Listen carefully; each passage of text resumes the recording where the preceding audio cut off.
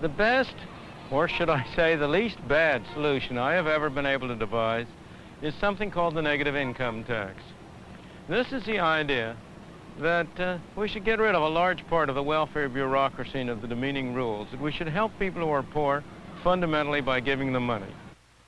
With the positive income tax, you're entitled to a certain amount of personal exemptions and deductions, and above that amount you pay tax. But suppose you have no income. Under a negative income tax, a fraction of your unused exemptions would be paid to you by the government, guaranteeing at least a minimum income. If you earned something, you'd still get a fraction of your unused exemptions, and you'd end up better off.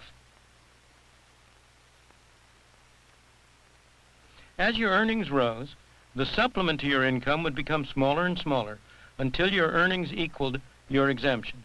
At that point, you'd break even, neither paying tax nor receiving a subsidy.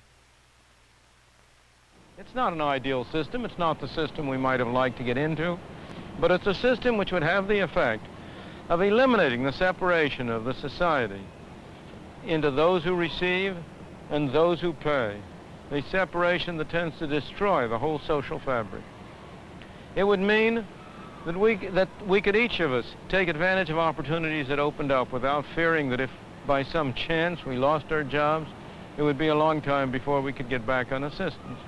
It would be a system that would give all of us an incentive gradually to improve our lives, would perhaps enable us over time to work ourselves out of the kind of mess we've gotten ourselves into. A mess we've gotten ourselves into for the very best of motives, but with the very worst of results.